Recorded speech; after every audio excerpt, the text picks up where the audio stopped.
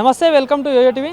తెలంగాణ రాష్ట్ర సర్పంచ్ల సంఘ ఆధ్వర్యంలో ఈరోజు సోమాజిగూడ ప్రెస్ క్లబ్లో కూడా ప్రెస్ మీట్ పెట్టడం జరిగింది. గతంలో కూడా వాళ్ళందరూ ధర్నాలు కూడా చేయడం జరిగింది. అయితే గత ప్రభుత్వంలో ఉన్న పెండింగ్ బిల్లులన్నీ కూడా క్లియర్ చేయాలంటూ కూడా ఈ ప్రభుత్వాన్ని డిమాండ్ చేస్తూ కూడా ధర్నాలు చేస్తున్నారు. ఈరోజు ప్రెస్ మీట్ కూడా పెట్టడం జరిగింది. సో మనతో పాటు మాట్లాడడానికి కొంతమంది సర్పంచ్లు కూడా ఉన్నారు. మాట్లాడి మరిన్ని విషయాలు తెలుసుకుందాం. అన్న నమస్తే. అన్న నమస్తే. నేను స్టేట్ సర్పంచ్ల సంఘం ఉపాధ్యక్షుని. మేము 2019లో సర్పంచ్గా ఎన్నికయ్యాం. జనవరి 25వ తేదీన ఎన్నికైన నుంచి ఫిబ్రవరి 2024 వరకు గ్రామంలో అనేక కార్యక్రమాలు చేశాం. అభివృద్ధి కార్యక్రమాలు, పల్లె ప్రకృతి వనం కానీ, కంపోస్ట్ యార్డ్ కానీ, శ్మశాన వాటిక కానీ, రైతు వేదిక కానీ, తెలంగాణ క్రీడా ప్రాంగణం కానీ, నర్సరీ కానీ, గ్రామ పంచాయతీ నూతన భవనం కానీ, అన్ని కుల సంఘాల భవనాలు కానీ, పల్లె ప్రగతి అని అనేక కార్యక్రమాలు, తెలంగాణ దశాబ్ది ఉత్సవాలని కానీ అనేక కార్యక్రమాలు గ్రామంలో అభివృద్ధి కార్యక్రమాలు చేయడం జరిగింది. చేసినప్పటి బిల్లులు రాక మొత్తం చాలా ఇబ్బంది. కానీ కొన్ని గ్రామ పంచాయతీలు, మామూలు చిన్న గ్రామ పంచాయతీలు అయితే 10 లక్షలు 20 లక్షలు, మా లాంటి మేజర్ గ్రామ పంచాయతీ అయితే కోటి రూపాయల పైగా రావాలి బిల్లులు. చేసి అనేక అభివృద్ధి కార్యక్రమాలు చేసి బిల్లులని మేము గవర్నమెంట్ అని అడిగితే, ఇప్పుడు ఈ కాలం నుంచి వచ్చి 11 నెలలు అవుతుంది. ఇప్పటి వరకు కూడా గతంలో ఉన్నటువంటి పెండింగ్ బిల్లులు ఏవి కూడా చెల్లించక మాపై కక్ష సాధింపు చర్యలు చేస్తుంది ఈ ప్రభుత్వం. మేము గతంలో కూడా గవర్నర్ గారికి కూడా వినతి పత్రం ఇచ్చాము. మరియు 1959 ఏర్పడినటువంటి గ్రామ పంచాయతీలు గాంధీజీ కలలు కన్న స్వరాజ్యంలో కూడా ఏనాడు కూడా మన భారతదేశంలో కూడా ఏ సర్పంచులు కూడా రోడ్డుకెక్కిన పరిస్థితులు లేవు. ఇది ఈ ప్రభుత్వంలోనే రోడ్డుకెక్కవలసిన పరిస్థితి వచ్చింది. మీరు గతంలో కూడా ధర్నాలు చేశారు. అప్పుడు కూడా ఇదే ముఖ్యమంత్రి పిసిసి ఉన్నప్పుడు రేవంత్ రెడ్డి గారు కానీ, కాంగ్రెస్ పార్టీ ఎమ్మెల్యేలు కానీ, మంత్రులు కానీ, ఇప్పుడున్న ప్రజెంట్ ఉన్న మంత్రులు కానీ, ఎమ్మెల్యేలు కానీ గతంలో మీకు మద్దతుగా కూడా తెలిపారు. మీకు పెండింగ్ లో ఉన్న బిల్లులని చెల్లించాలని కూడా. మరి ఇప్పుడు ఎవరైనా స్పందిస్తున్నారు? అసలు ఇప్పుడు గతంలో కూడా చౌక్ దగ్గర వచ్చి అప్పుడు ప్రతిపక్షంలో ఉన్నటువంటి రేవంత్ రెడ్డి గారు మా దగ్గరికి వచ్చి, ఇప్పుడున్న ముఖ్యమంత్రి గారు మా దగ్గరికి వచ్చి, అప్పుడు మేము ధర్నా చౌక్ చేస్తున్నప్పుడు, మేము సర్పంచుల పెండింగ్ బిల్లు, మేము అధికారంలో రాగానే సర్పంచుల పెండింగ్ బిల్లులు వెంటనే చెల్లిస్తాం, ఏ పార్టీ చూడమన్నటువంటి వ్యక్తి ఈరోజు ప్రజాపాలనను చెప్పుకుంటా మూసేదానికి ఏమో 1,50,000 కోట్లు ఉన్నాయంట. మాకు ఆ సర్పంచులకు ఒక 12 నుంచి 1,500 కోట్ల రూపాయలు ఇవ్వకపోవడం ఎంత దురదృష్టకరం. అయినటువంటి మన మంత్రి గారు అయినటువంటి సీతక్క గారు కూడా, ఆమె ఒక మారుమూల పల్లె నుంచి ఒక ఆదివాసీ బిడ్డగా వచ్చి ఒక పంచాయతీరాజ్ మినిస్టర్ అయింది ఆమె. ఎందుకంటే సీతక్క గారికి కూడా ప్రతి ఒక్కటి తెలుసు కాబట్టి ఆమెకు కూడా ఇవన్నీ. ఇప్పుడు ముఖ్యమంత్రి గారు, మంత్రులు, ఎమ్మెల్యేలు ఉన్న ఊర్లో కూడా సర్పంచులు ఉన్నారు కదా, వాళ్ళు కూడా డెవలప్మెంట్ చేశారు కదా, అది కూడా కనబడతలేవా అని కూడా ఈ మీ మీడియా ద్వారా తెలియజేసుకుంటున్నాను. మా సర్పంచ్ బిల్లులు ఇయని ఎడల మేము మొన్న చెలో హైదరాబాద్ అని మొన్న 4వ తారీఖు పెడితే మమ్మల్ని అరెస్టులు చేసి నిర్బంధించి చేయడం జరిగింది.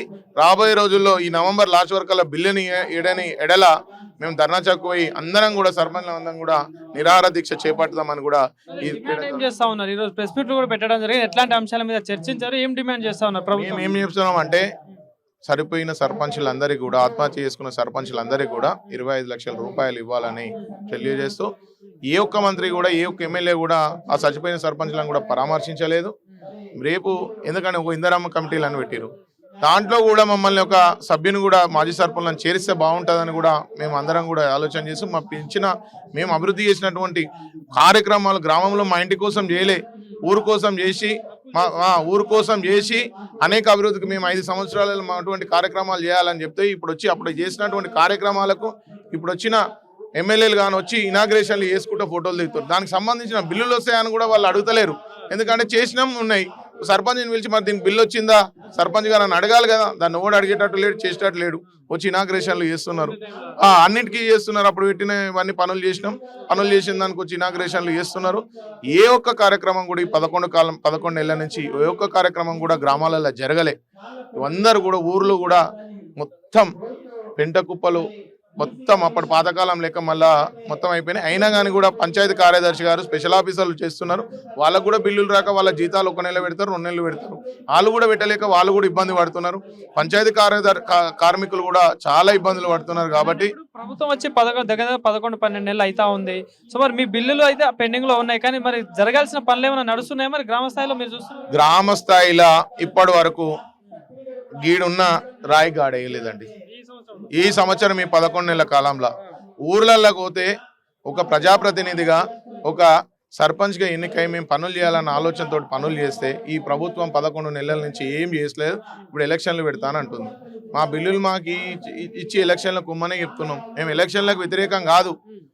మాకు చేసిన పనులకు పెండింగ్ బిల్లులు మాకు ఇచ్చి ఎలక్షన్లకు కొండి మేము కూడా స్వాగతిస్తాం. మా బిల్లులు మాకు ఇవ్వకుండా మేము ఎలక్షన్లు పెడతా అంటే మరి మేము పెట్టిన కోట్ల రూపాయలు ఎక్కడ పోవాలి? మా భార్యలో ఉన్న పుస్తల తాళ్ళు బంగారాలు అన్ని కుదబెట్టి మాకున్న ఏమన్నా ప్లాట్లో బోట్లో ఉంటో దానా కుదబెట్టి అవి వచ్చి పనులు చేస్తే వాటికి మిత్తిలు కట్టలేక ఆడొచ్చి మమ్మల్ని లజ్జ చేస్తే ఇబ్బందులు పెడుతుంటే ఆర్థిక ఇబ్బందులు అవుతుంటే మీకు కనబడట్లేవు. మీరు ప్రతిపక్షంలో ఉన్నప్పుడేమో కనబడ్డాయి, అధికార పక్షం వచ్చేసరికి కనబడతలేవు. ఇది ఎంతవరకు సమంజసమో ముఖ్యమంత్రి గారికే తెలవాలని తెలియజేసుకుంటూ, ఇంకొకటి ఏంటంటే మీరు కూడా తెలవాలి.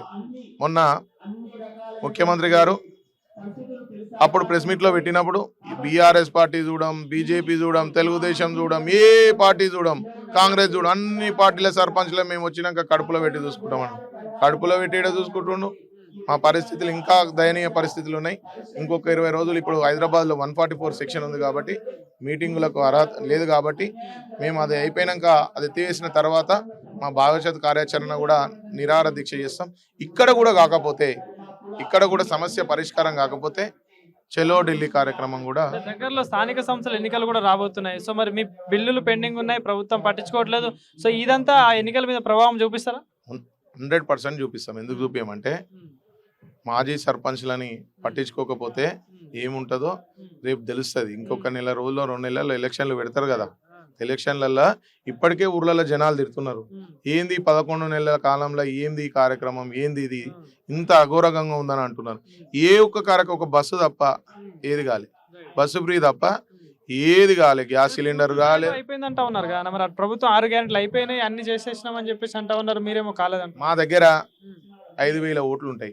10,000 మంది పాపులేషన్ ఉంటారు మా దగ్గర. 4,900 ఓట్లు ఉన్నాయి మా దగ్గర. 4,900 ఓట్లు ఉన్నాయి. 10,000 మంది పాపులేషన్ ఉంటారు. ఇప్పటి 2011 జనాభా లెక్కల ప్రకారం ఏమో 6,500 ఉంటారు. ఇప్పటి జనాభా లెక్కల ప్రకారం చూస్తే 12,000 దాకా ఉంటారు. మా ఊర్లో రైతు బంధు కాలేదు, రైతు రుణమాఫీ కాలేదు, గ్యాస్ సిలిండర్లు కాలేదు. ఏవి కూడా 20% కన్నా ఎక్కువైతే దేనికైనా రెడీ. ఏవి కాలే. ఎందుకంటే మాటలు చెప్పేంత వరకే. బస్సు ఒక్కరు ఫ్రీగా పెట్టి అది ఒక్కటి అమలు అవుతున్నట్టుంది అని మిగతా ఈ 6 గ్యారంటీలలో ఏ ఒక్క కార్యక్రమం కూడా జరగక ఇప్పుడు కులగణనకు వస్తున్నారు ఊర్లకు. అలా ఆఫీసర్లను ఎంత తిడుతుర్రో ఇక అది రేపు మీరు మీడియా అయినా విలేజ్కి పోయి చూస్తే ఆఫీసర్లని ఎట్లా తిడుతుర్రు, ఏమేమి అంటుర్రు అనేది తెలుస్తుంది. ఇక ఎందుకు ఎన్నో రోజుల నుంచి ఉంది మూసి వల్ల ఏమి ఇబ్బంది ఉన్నది. ఇప్పుడు చేసినటువంటి కార్యక్రమాలు విలేజ్లలో చేసినటువంటి కార్యక్రమాలకు ఒక 1,200 నుంచి 1,500 కోట్లు అయితే అవి ఇచ్చేస్తే మేము అంతలో మేము ఉంటాం కదా, మీ దగ్గరకు రాము కదా. ఏది ఉన్నా ముఖ్యమంత్రి ఆలోచన చేసి త్వరలో మా పైన కక్ష సాధింపు చర్యలు చేయొద్దని ఈ మీడియా ద్వారా తెలియజేస్తాం. సో ఇది ఇక్కడ పరిస్థితి. ఏదైతే సర్పంచ్లు అందరూ కూడా ధర్నా అయితే చేపడుతున్నారు గత కొన్ని రోజులుగా. ఈ రోజు కూడా ప్రెస్ క్లబ్లో ప్రెస్ మీట్ కూడా పెట్టడం జరిగింది. గత ప్రభుత్వంలో ఉన్న పెండింగ్ బిల్లులని కూడా ఈ ప్రభుత్వం మాకు హామీ ఇచ్చింది, క్లియర్ చేస్తానని కూడా చెప్పడం జరిగింది. చేయనిడలా దీన్ని పోరాటాన్ని అయితే ఆపేదే లేదు. కంపల్సరీగా వచ్చే స్థానిక ఎన్నికల్లో ఈ పెండింగ్ బిల్లులని చేసి కూడా మాకు న్యాయం చేయాలని కూడా సర్పంచ్లందరూ డిమాండ్ చేస్తున్న పరిస్థితి కనిపిస్తూ ఉంది. కెమెరామెన్ సంతోష్తో నవీన్, యోయో టీవీ, హైదరాబాద్.